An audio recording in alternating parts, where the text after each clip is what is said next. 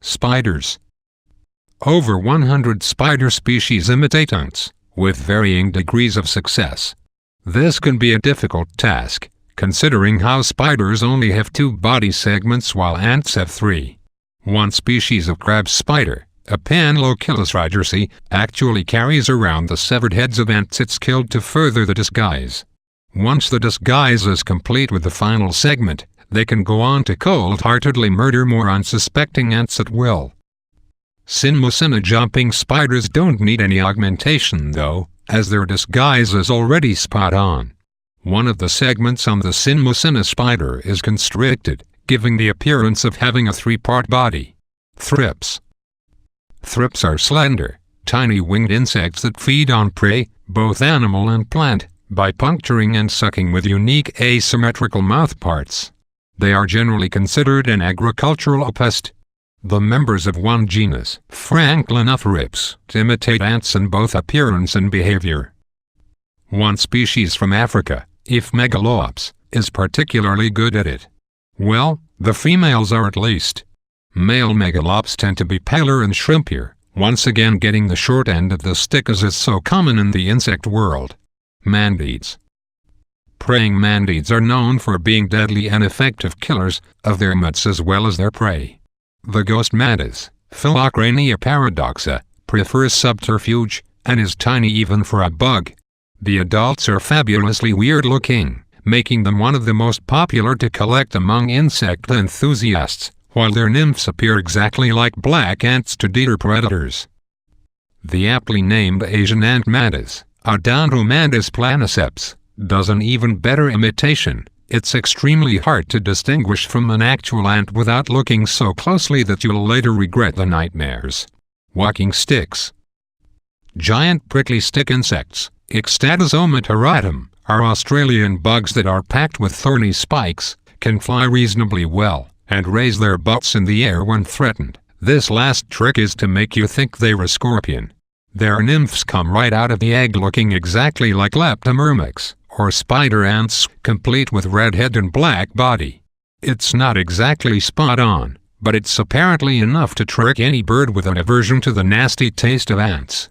And considering the monstrosities they grow up to become, at least they get to spend a little time looking sort of cute. Mites. Mites survive by taking advantage of the fact that they are so small that you aren't even aware they are robbing you blind. Chances are, there are probably mites living in your eyebrows right now. Ants are pretty small themselves, but not even they are immune to the mite scourge. Planodiscus mites attach to and imitate South/Central American army ants, all while sucking out the juicy goodness within. Their carapace is sculpted in such a way that it's nearly indistinguishable from an ant leg, the body part where they hitch their parasitic ride. And then there's some mites from the Habiogula genus, which may be the least subtle parasites on the planet. They will sneak their way up to an ant's head, clamp down on the neck, and align themselves so that they can steal food while the ant tries to eat. Hemiptera. The Hemiptera order of insects are the true bugs, and include 50,000–80,000 species. The thing that they all have in common is a similar arrangement of sucking mouth parts. A very few of them strongly resemble ants and live in their vicinity. The assassin bug is one of these, and when the clutch of their young hatch they make sure to stick together in a group, making them look more like a bunch of ants to give predators an extra dose of the creeps. Beetles. There are a number of beetles that look superficially like ants in order to discourage predators, but a few actually infiltrate their nests. Many rove beetles, Staphylionidae superfamily, are parasites that march along with army ants. They are able to vary their color to match the color variations of the ants. Perhaps even worse than the head-hunting spider mentioned above, rove beetles are baby killers, using their disguise to devour ant larvae and eggs. Even more endearingly, they are gleefully cannibalistic, and will munch away on their own young too. And then we have the Adrans genus of beetles, which are too lazy to even work for their disguise. By imitating the odor of ant larvae, the beetles are actually able to trick their hosts into feeding them while they wallow around the colony like miniature Marlon Brandos. Flies.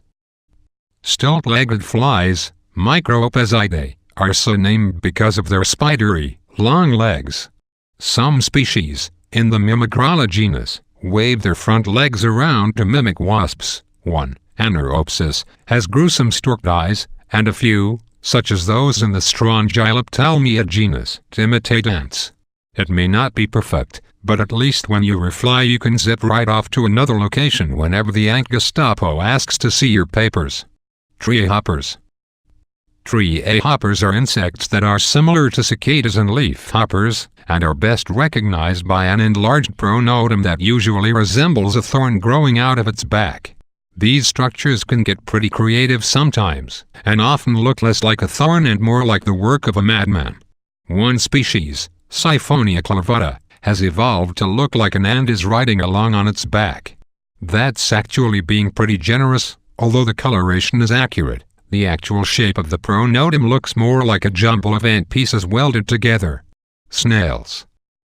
The ant-loving snail, Alipes myrmecophilos, was only recently discovered, and was found to have a certain ability that's unique among its kind.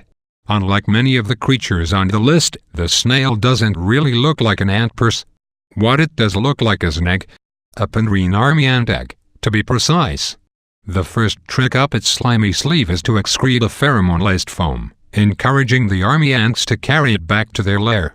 The snail's shell keeps it safe from any untoward mandible stabbing. After the mollusk has been transported back to the ant colony, its resemblance to an egg allows it safe passage to steal whatever it wants from the pantry. Then, when it comes time for the colony to pack up and leave for a fresh location, our sneaky snail simply uses out some more pleasure foam and gets another luxurious ride to its new home.